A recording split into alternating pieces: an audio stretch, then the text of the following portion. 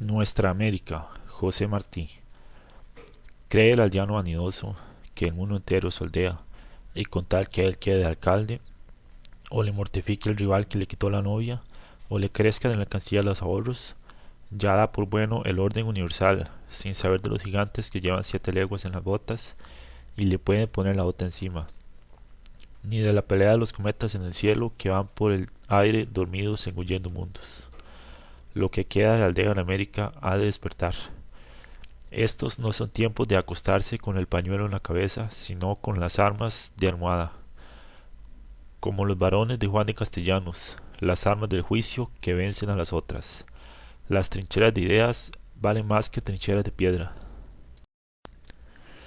No hay proa que taje una nube de ideas, una idea enérgica, flameada a tiempo ante el mundo, para, como la bandera mística del juicio final, a un escuadrón de acorazados. Los pueblos que no se conocen han de darse prisa para conocerse, como quienes van a pelear juntos. Los que enseñan los puños, como hermanos celosos que quieren los dos la misma tierra, o el de casa chica que le tiene envidia al de casa mejor, han de encajar, de modo que sean una las dos manos.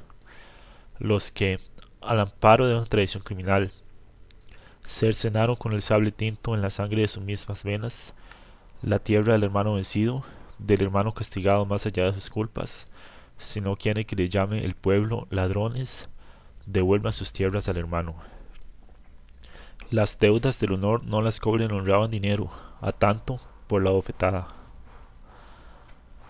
Ya no podemos ser el pueblo de hojas que vive en el aire, con la copa cargada de flor, restallando o zumbando según la acaricia el capricho de la luz, o la tunden y talen las tempestades. Los árboles se han de poner en fila para que no pase el gigante de las 7 leguas. Es la hora del recuento y de la marcha unida, y hemos de andar en cuadro apretado como la plata de las raíces de los Andes. A los 7 mesinos solo les faltará el valor. Los que no tienen fe en su tierra son hombres de 7 meses, porque les falta el valor a ellos, se lo niegan a los demás. No les alcanza el árbol difícil el brazo canijo, el brazo de uñas pintadas y pulsera, el brazo de Madrid o de París, y dicen que no se puede alcanzar el árbol. Hay que cargar los barcos de esos insectos dañinos que le roen el hueso a la pata que los nutre. Si son parisienses o madrileños, vayan al Prado de faroles o vayan a Tortoni de sorbetes. Estos hijos de carpintero que se avergüenzan de que su padre sea carpintero, estos nacidos en América que se avergüenzan porque llevan delantal indio, de la madre que los crió y reniegan bribones, de la madre enferma y la dejan sola en el lecho de las enfermedades. Pues ¿quién es el hombre? ¿El que se queda con la madre a curarla, a curarle la enfermedad? ¿O el que le pone a trabajar donde no la vean y vive de su sustento en la tierra podrida, con el gusano de corbata, maldiciendo el seno que le cargó, paseando el letrero de traidor en la espalda de la casaca de papel? Estos hijos de nuestra América, que han de salvarse con sus indios, y va de menos a más. Estos desertores que piden fusil en los ejércitos de América del Norte, que ahoguen sangre a sus indios, y va de más a menos. Estos delicados que son hombres y no quieren hacer el trabajo de hombres, pues el Washington que les hizo esta tierra se fue a vivir con los ingleses, en los años en que los vio venir contra su propia tierra. Estos increíbles del honor, que lo arrastran por el suelo extranjero, como los increíbles de la Revolución Francesa, danzando y relamiéndose, arrastraban las herres. Ni en qué patria puede tener un hombre más orgullo que en nuestras repúblicas dolorosas de América, levantadas entre las masas mudas de los indios, al ruido de pelea del libro con el cereal, sobre los brazos sangrientos de un centenar de apóstoles. De factores tan descompuestos, jamás en menos tiempo histórico se han creado naciones tan adelantadas y compactas. Cree el soberbio que la tierra fue hecha para servirle de pedestal, porque tiene la pluma fácil o la palabra de colores, y acusa de incapaz e irremediable a su república nativa, porque no le dan sus selvas nuevos modos continuos de ir por el mundo de gamonal famoso, guiando jacas de Persia y derramando champaña. La incapacidad no está en el país naciente, que pide formas que se le acomoden y grandeza útil, sino en los que quieren regir pueblos originales de composición singular y violenta, con leyes heredadas de 4 siglos de práctica libre en los Estados Unidos, de 19 siglos de monarquía en Francia. Con un decreto de Hamilton no se le para la pechada al potro llanero. Con una frase de Sieyès no se desestanca la sangre cuajada de la raza india. A lo que es, allí donde se gobierna hay que atender para gobernar bien. Y el buen gobernante en América no es el que sabe cómo se gobierna el alemán o el francés, sino el que sabe con qué elementos está hecho su país y cómo puede ir guiándose en junto para llegar por métodos e instituciones nacidas del país mismo a aquel estado apetecible donde cada hombre se conoce y ejerce y disfrutan todos de la abundancia que la naturaleza puso para todos en los pueblos que fecundan con su trabajo y defienden con sus vidas. El gobierno ha de nacer del país, el espíritu del gobierno ha de ser el del país, la forma del gobierno ha de avenirse a la constitución propia del país. El gobierno no es más que el equilibrio de los elementos naturales del país. Por eso el libro importado ha sido vencido en América por el hombre natural. Los hombres naturales han vencido a los letrados artificiales. El mestizo autóctono ha vencido al criollo exótico. No hay batalla entre la civilización y la barbarie, sino entre la falsa erudición y la naturaleza. El hombre natural es bueno, y acata y premia la inteligencia superior, mientras ésta no se vale de su sumisión para dañarle, o le ofende prescindiendo de él, que es cosa que no perdona el hombre natural, dispuesto a recobrar por la fuerza el respeto de quien le hiere la susceptibilidad o le perjudica el interés. Por esta conformidad con los elementos naturales desdeñados han subido los tiranos de América al poder, y han caído en cuanto les hicieron traición. Las repúblicas, purgando en las tiranías su incapacidad para conocer los elementos verdaderos del país, derivar de ellos la forma de gobierno y gobernar con ellos. Gobernante en un pueblo nuevo quiere decir creador. En pueblos compuestos de elementos cultos e incultos, los incultos gobernarán por su hábito de agredir y resolver las dudas con su mano, allí donde los cultos no aprendan el arte del gobierno. La más inculta es perezosa y tímida en las cosas de la inteligencia, y quiere que la gobiernen bien, pero si el gobierno le lastima, se lo sacude y gobierna ella. ¿Cómo han de salir de las universidades los gobernantes si no hay universidad en América donde se enseñen los rudimentos del arte del gobierno, que es el análisis de los elementos peculiares de los pueblos de América? A adivinar salen los jóvenes al mundo, con antipabras yanquis y francesas, y aspiran a dirigir un pueblo que no conocen. En la carrera de la política habría que negarse la entrada a los que desconocen los rudimentos de la política. El premio de los certámenes no ha de ser para la mejor oda, sino para el mejor estudio de los factores del país en que se vive. En el periódico, en la cátedra, en la academia, deben llevarse adelante los estudios de los factores reales del país.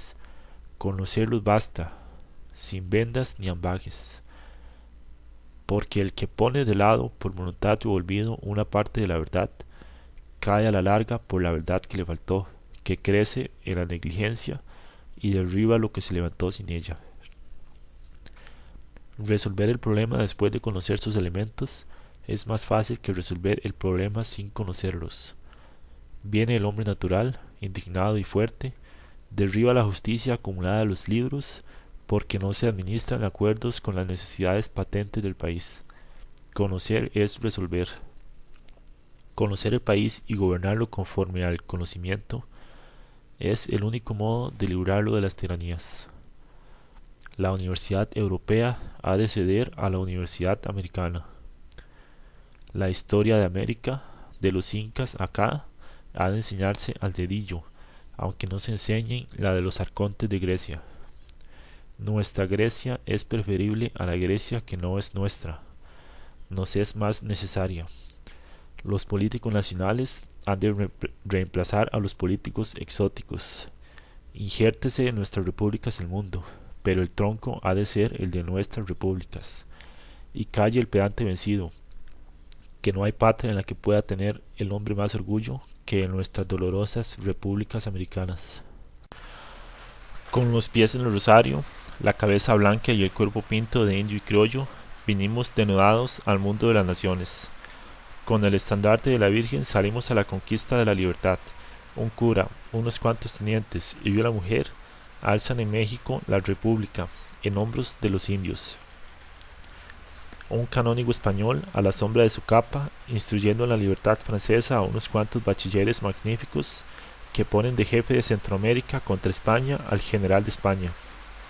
Con los hábitos monárquicos y el sol por pecho, se echaron a levantar pueblos los venezolanos por el norte y los argentinos por el sur. Cuando dos héroes chocaron y el continente iba a temblar, uno, que no fue el menos grande, volvió sus riendas. Y como el heroísmo en la paz es más escaso porque es menos glorioso que en la guerra, como al hombre le es más fácil morir con honra que pensar con orden, como gobernar con los pensamientos y sentimientos exaltados y unánimes es más hacedero que dirigir, después de la pelea, los pensamientos diversos, arrogantes, exóticos o ambiciosos,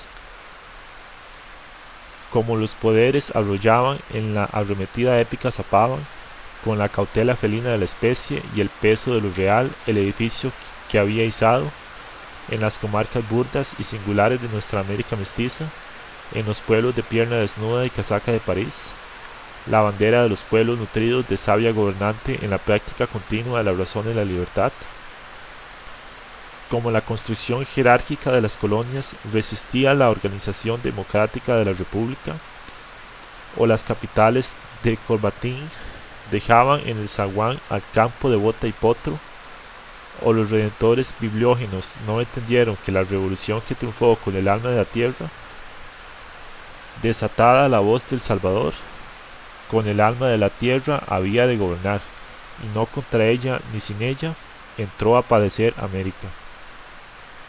Y padece de la fatiga de acomodación entre los elementos discordantes y hostiles que heredó de un colonizador despótico y avieso, las ideas y formas importadas que han venido retardando, por su falta de realidad local, al gobierno lógico.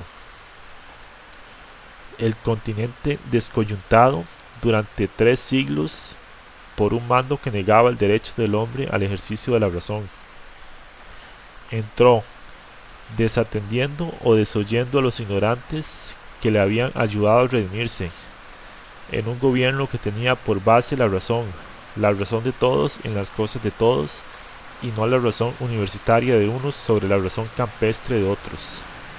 El problema de la independencia no era el cambio de formas, sino el cambio de espíritu. Con los oprimidos había que ser causa común. Para afianzar el sistema opuesto a los intereses y hábitos de mando de los opresores, el tigre, espantado del fogonazo, vuelve de noche al lugar de la presa. Muere echando llamas por los ojos y con las zarpas al aire. No se le oye venir, sino que viene con zarpas de terciopelo. Cuando la presa despierta, tiene al tigre encima. La colonia continuó viviendo en la república y nuestra América se está salvando de sus grandes hierros, de la soberbia de las ciudades capitales, del triunfo ciego de los campesinos desdeñados, de la importación excesiva de las ideas y fórmulas ajenas, del desdén inicuo e impolítico de la raza aborigen por la virtud superior, aunado con la sangre necesaria de la república que lucha contra la colonia. El tigre espera, detrás de cada árbol, acurrucado en cada esquina, morirá con las zarpas al aire, echando llamas por los ojos. Pero estos países se salvarán, como anunció Rivadavia el argentino, el que pecó de finura en tiempos crudos. Al machete no le va vaina de seda. Ni en el país que se ganó con el lanzón se puede echar el lanzón atrás, porque se enoja y se pone en la puerta del Congreso de Iturbide a que le hagan emperador al rubio. Estos países se salvarán porque, con el genio de la moderación que impera, por la armonía serena de la naturaleza del continente de la luz, y por el flujo de la lectura crítica que ha sacudido en Europa a los lectores de tanteo y falasterio en que se empapó la generación anterior, se le están haciendo a América en estos tiempos el hombre real. Éramos una visión, con el pecho de atleta, las manos de petimetre y la frente de niño. Éramos una máscara, con los calzones de Inglaterra, el chaleco parisiense, el chaquetón de Norteamérica y la montera de España. El indio mudo nos daba vueltas alrededor y se iba al monte, a la cumbre del monte, a bautizar a sus hijos. El negro oteado cantaba en la noche la música de su corazón, solo y desconocido entre las olas y las fieras. El campesino, el creador, se revolvía, ciego de indignación, contra la ciudad desdeñosa, contra su criatura. Éramos charreteros y togas, en países que venían al mundo con la alpargata en los pies y la vincha en la cabeza.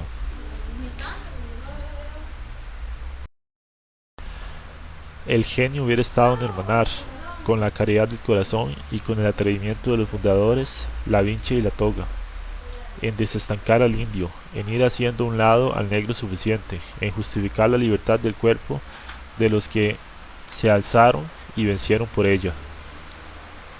Nos quedó el oidor y el general y el letrado y el prebendado, la juventud angélica como de los brazos de un pulpo echado al cielo para caer con gloria estéril, la cabeza coronada de nubes.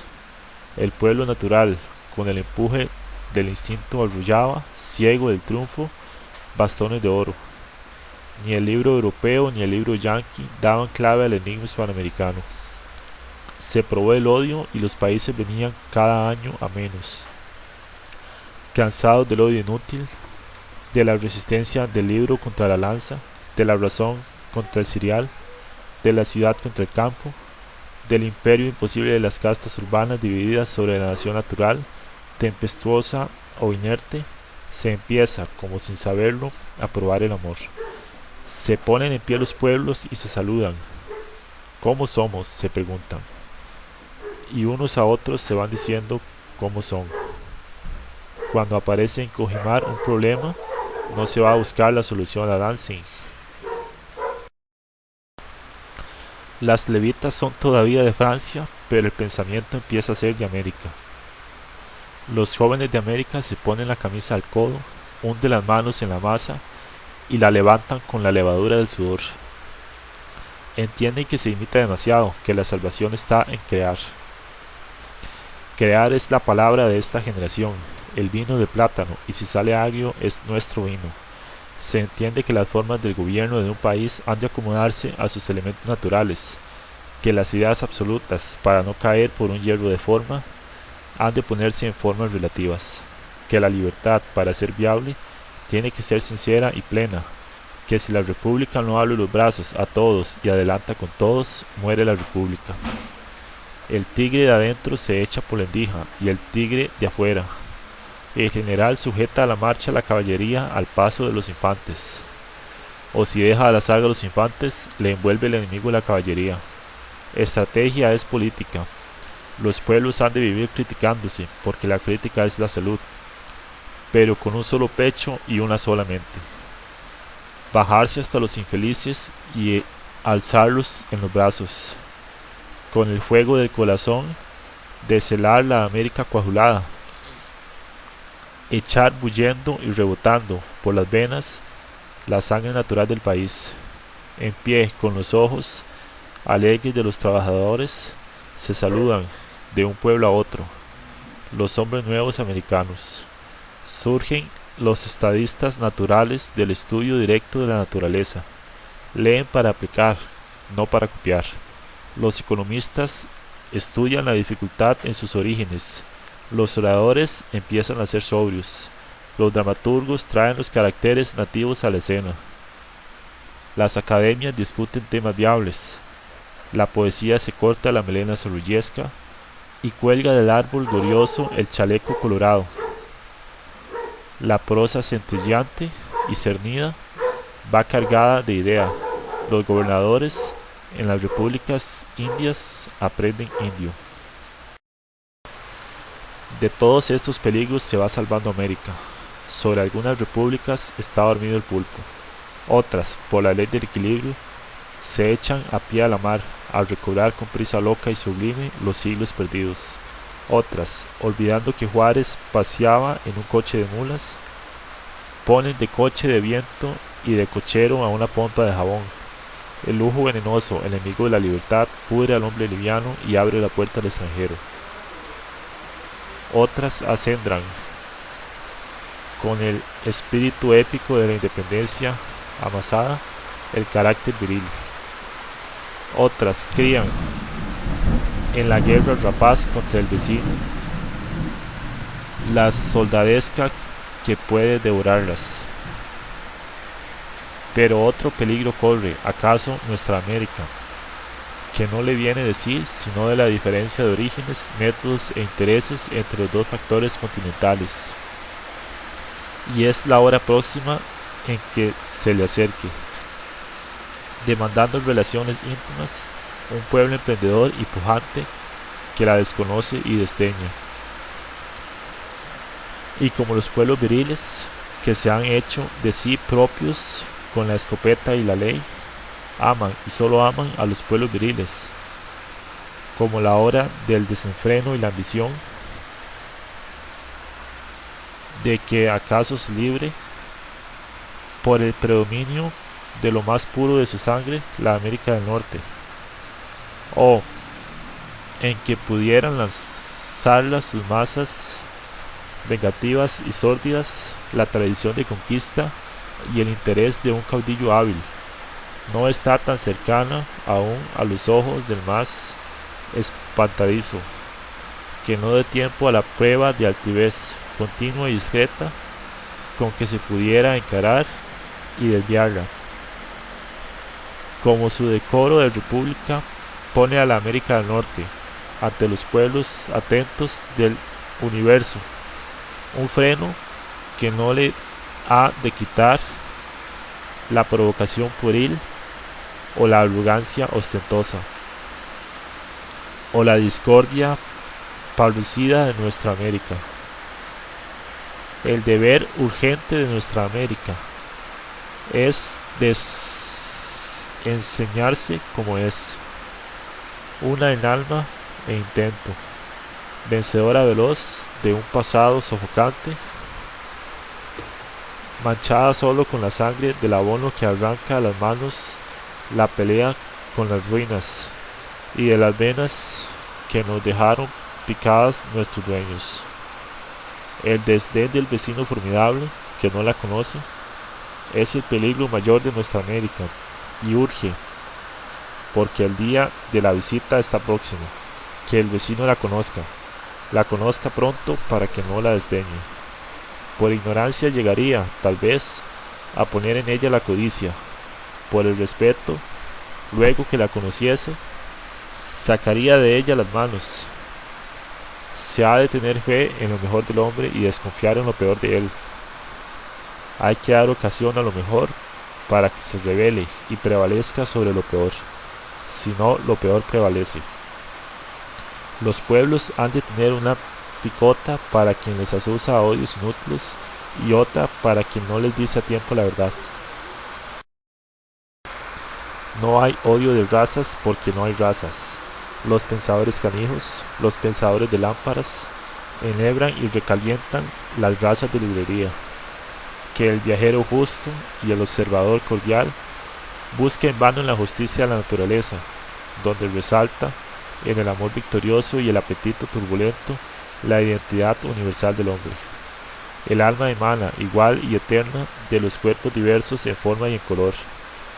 Peca contra la humanidad el que fomenta y propague el odio de razas.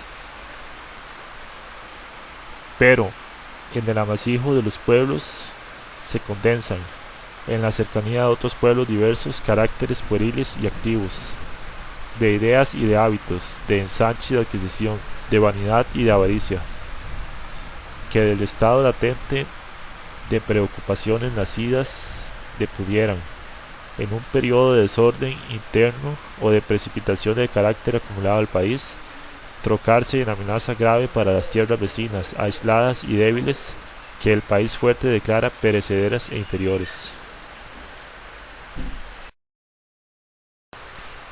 Pensar es vivir, ni ha de suponerse, por antipatía de aldea, una maldad ingénita y fatal al pueblo rubio del continente, porque no habla nuestro idioma, ni ve las cosas como nosotros las vemos, ni se nos parece en sus lacras políticas, que son diferentes de las nuestras, ni tienen en mucho a los hombres biliosos y trigueños, ni mira caritativo desde su eminencia aún mal segura a los que, con menos favor de la historia, suben a tramos heroicos la vía de las repúblicas, ni se han de esconder los datos patentes del problema que puede resolverse, para la paz de los siglos, con el estudio oportuno y la unión tácita y urgente del alma continental. Porque ya suena el himno unánime, la generación actual lleva a cuestas, por el camino abonado por los padres sublimes, la América trabajadora, del bravo Magallanes, sentado en el lomo del cóndor, rogó el gran Semí, por las naciones románticas del continente y por las islas coloradas del mar, la semilla de la América Nueva.